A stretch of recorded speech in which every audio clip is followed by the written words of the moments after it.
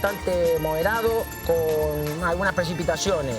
También queremos rescatar todo lo que sería la incumbencia de la fuerza policíaca acerca de lo que sería todo la zona de Córdoba y Vialet Macé. QRM y abrazo fuerte y rompecostillas para todos. Gómez, ¿qué hace dejando entrar a la gente peligrosa? Llegó muy temprano, doctor Trimboli. ¿Me parece usted? Mi nombre es Tuga, Héctor Tuga. Javier Trimboli, ¿cómo está? Muy bien. Yo muy bien, pero usted no tanto. Lo que le voy a decir no es agradable, Trimboli. A ver. Está muy implicado. Muy implicado. ¿De qué se trata? Yo recién estaba transmitiendo para todos los radioaficionados. Vamos a ir a Vialet Macé. Y sabemos que usted está, no sé bien, ¿qué intereses tiene en Vialet Macé? ¿Fue a investigar? ¿Qué pasa? ¿Qué pasa con la gente de Vialet Macé? Y para que me diga específicamente, tengo esto. Me compromete altamente. Sí, lo compromete altamente, Trimboli. Bueno. Y lo que más me interesa es, primero que está su nombre acá. Bueno. Ya eso lo compromete. Y después, ¿por qué 1904 y no 1903 o 5, por ejemplo? Bien, básicamente porque en 1904 este hombre, Vialet Macé, que era un... No, ¿cómo este hombre? Vialet Macé es un lugar donde hay gente viviendo. No. Bueno, antes de ser un lugar, fue un hombre de una cantidad de saberes interesantísimos para la época, finales del siglo XIX. Vialet Macé había nacido en Cataluña, España, y tenía saberes en la abogacía, en la ingeniería, en la medicina. Lo digo así porque muchas veces sus conocimientos no habían sido exactamente académicos, sino que era una suerte de hombre erudito. Y cuando vino a la Argentina... Perdón. Dijo erudito. Erudito. Muy bien. Y entonces... Bueno, cuando viene a la Argentina es bastante bien recibido y sobre todo construye una relación muy fuerte con quien era ministro de Interior del gobierno, el segundo gobierno de Julio Argentino Roca, que se trata del ministro Joaquín B. González. Joaquín B. González era riojano y probablemente por el fondo español común, también por una relación muy fuerte con el catolicismo que ambos tenían. Lo cierto es que Joaquín B. González le propone una tarea muy particular, muy especial, que es, en ese año 1904, emprender un viaje por lo que en ese entonces era la República Argentina. ¿Cómo en ese entonces? La República Argentina era en ese entonces y a ver ahora. Sí, pasa que no era exactamente igual. Por ejemplo, los territorios nacionales eran muchísimo más importantes. Bueno, hoy ya no hay territorios, sino que han sido provincializados. En ese entonces, además del territorio nacional de lo que era la Pampa, todo el sur, Patagonia, todavía no era una provincia, lo mismo el Chaco, los mismos Misiones. Por lo tanto, esos territorios nacionales eran muy importantes. Y además lo que le está proponiendo es, en esa Argentina aluvial, como se decía, una Argentina... ¿Cómo dijo? Aluvial. ¿Que llovía mucho? Sí, había mucho lodo dando vuelta. Era esa mezcla entre la población criolla, bien propia del siglo XIX, con la gran cantidad de inmigrantes que habían empezado a llegar bien a este territorio desde 1870. Muy bien, Trimboli. Bien. Entendí el contexto general, incluso entendí por qué en 1904. Ahora, ¿por qué el camino de Vialet Macé? Acá lo agarramos, Gómez, con esta. Bueno, porque lo que hizo Vialet Macé, en vez de hacer un diagnóstico sobre la situación de los trabajadores encerrado en su laboratorio, encerrado en una biblioteca, lo que hizo fue emprender un viaje.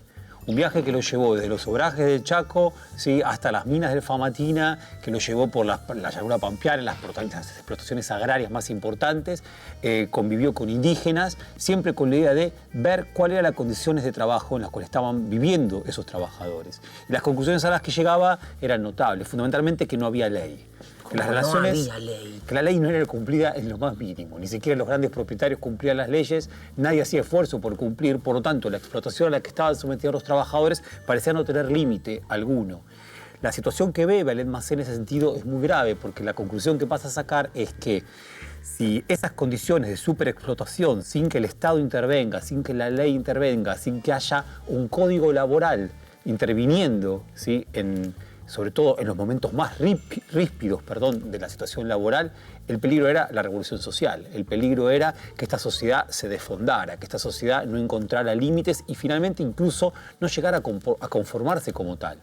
Por tanto, lo que hace Vialet Macé es volver de ese viaje con una propuesta. Tiene que haber un Código Nacional de Trabajo en la Argentina.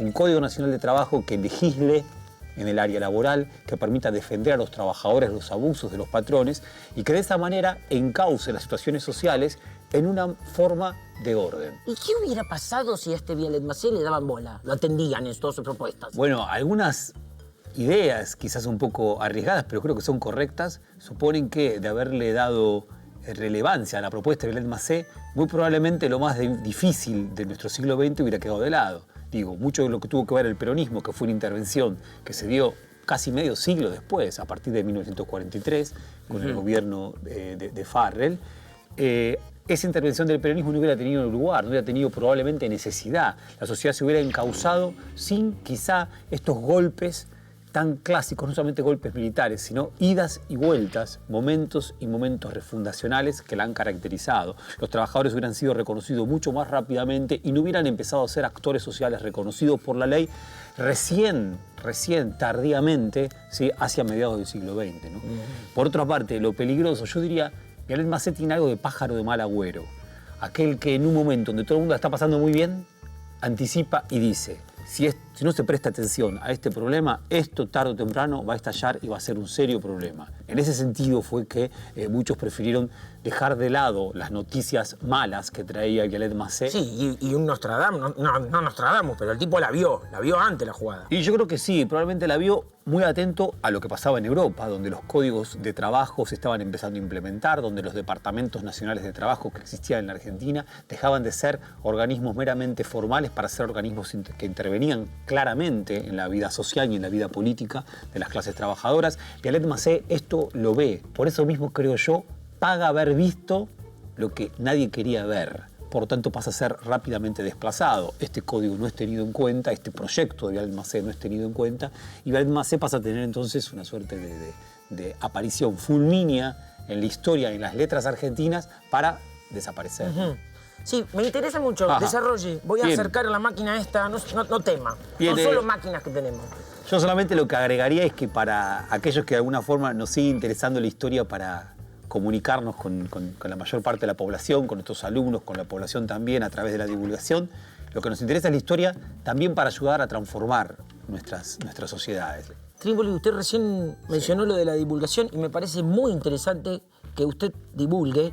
Yo también con este aparato divulgo, prendemos la cafetera y salimos al aire. ¿Qué nos podría decir entonces de la divulgación en relación a sus conceptos? Y yo lo que le podría decir es que es fundamental, ¿no? Porque una sociedad que, en el caso de la historia, se piensa a sí misma sin relación con la historia, esto es una sociedad que pierde carácter, que pierde capacidad para orientarse en relación con su presente y con su futuro también. La divulgación es una tarea colectiva, la divulgación nunca es una tarea de uno. Puede a veces sobresalir un historiador que hace divulgación en el caso de la historia, pero lo que se trata después es un montón de engranajes, decía, facultades, instituciones, Estado, ministerios, que se pongan todos al servicio de esa tarea, para de alguna forma también alimentar la imaginación histórica de una sociedad. Algo para decirle a la gente de Violet Macé. Y a la gente de Violet Macé que se sienta muy contenta porque tiene como nombre de su localidad a una grandísima figura.